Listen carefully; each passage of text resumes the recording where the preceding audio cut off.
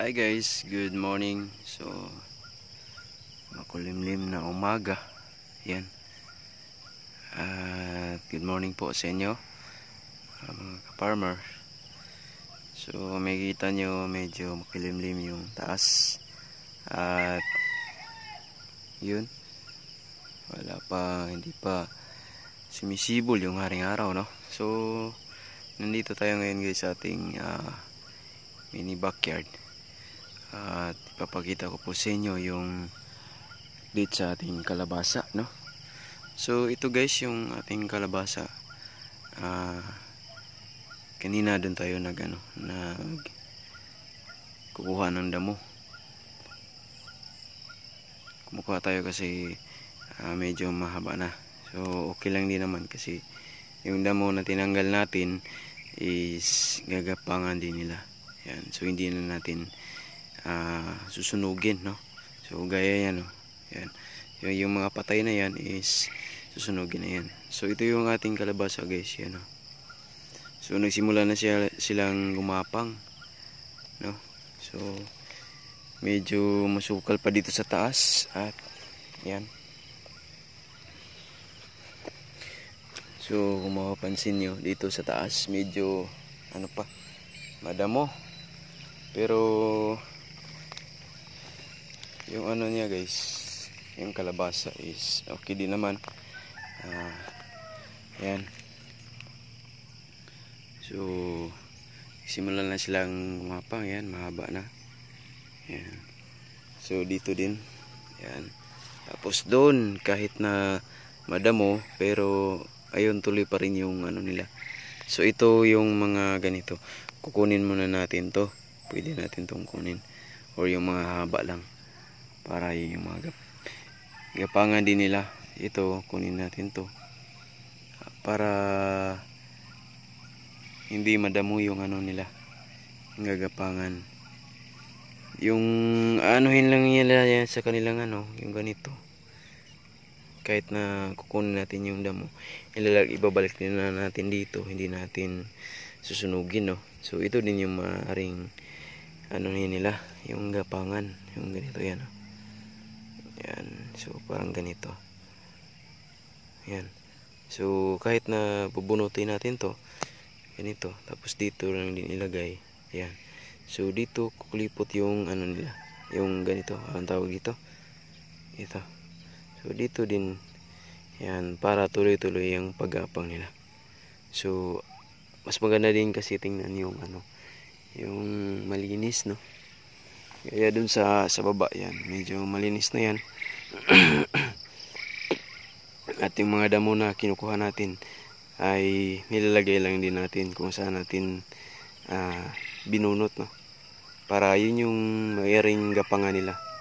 So dito din sa taas, mapapansin nyo guys, sa taas ganun din. So nagsimula na nga silang gumapang. Yan.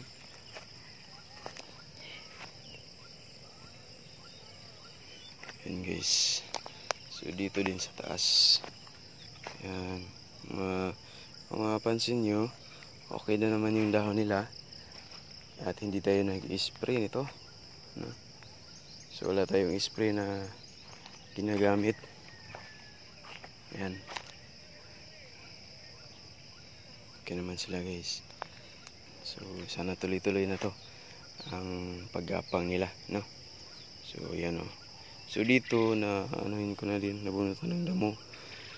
Yan dito. Pero dito banda hindi pa, no? CBC pa tayo. At dito din. So ito nyo guys, yung papansin nyo yung mga ganitong yan, lumilipad. Yan, lumilipad.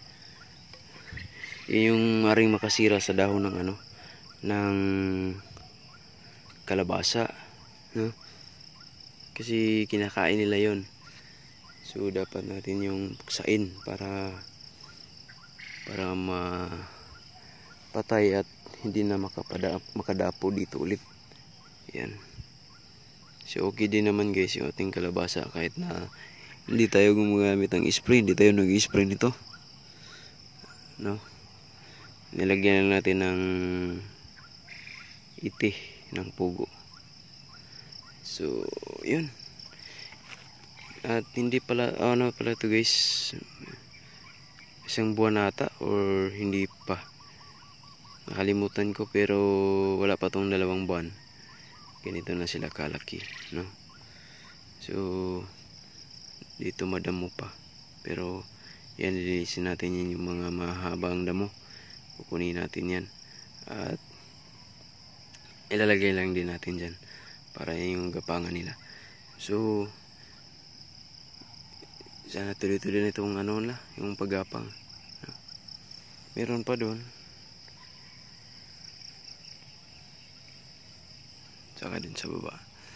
So ano lang, konti lang kasi ito guys, at hindi natin na damihan ng tanim. So bali pangalawang tanim na to ng kalabasa. Dito rin tayo nagtanim ng kalabasa, pero ibang variety yun. Nasa ano yun, Gracia na variety ng kalabasa, yung may puntik-puntik na ganito. Yan, Gracia F1 yung tawag nun. At may malaki din naman, at maraming ano, mas marami siyang bunga, no? Pero ito is Suprema F1 po ito, yung similya natin. Tinatry natin kung maganda ba ito dito sa area natin, no? So maganda ba yung resulta. Pero sa ano, sa dahon niya guys, okay din naman, goods din naman. At yan, nagsimula na silang gumapang. Tingnan natin kung alin ba yung mas maganda na ano, na similya o variety ng kalabasa dito na itanim. Pero yung silabol kasi guys na mabenta na kalabasa o mga hinanap ng ating mga buyer is ano talaga, yung Suprema F1, no? Kasi yung Suprema F1 guys, kasi malaki yun at maganda tingnan, no? Yung parang pang expert na kalabasa kasi malaki yun. At yung masabi ko naman dun sa Gracia F1, okay din naman siya, maganda, malaki din. Maganda din siya pang market dun sa ano, pag inibenta mo dun sa mga merkado, no? So madali siyang mabenta kasi maliit lang. Yung tinanim kasi namin dito is hindi naman ganun kalaki, pero meron din namang malaki, almost nasa 3 kilos yung isa na Gracia F1, yung timbang niya. Pero kadalasan talaga is nasa 1 kilo, mahigit 1 to 2 kilos bawat piraso ng Gracia F1. So maganda siyang i-seller doon sa ano, sa merkado, no? Kasi mabibili mo talaga siya ng buo, hindi katulad ng nakita ko sa F1 na Suprema, malaki talaga. At yung pag may bumibili, hatiin pa kasi yung iba na bibili is ano, 1 kilo lang, kalating kilo, ganun lang, no? Parang yan yung maximum size ng Suprema F1, malaki talaga at naka-uniform, no?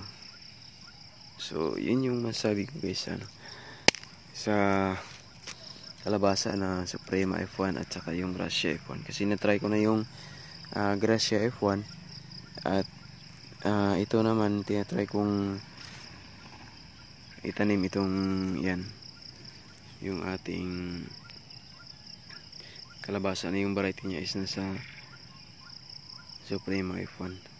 So ito yung tingnan natin, i-check natin kung okay ba. So yun lang guys, update sa ating kalabasa. Shout out sa lahat ng mga nanonood sa video natin, no? Maraming salamat, and ingat po kayo lagi dyan sa lugar nyo. God bless and happy farming.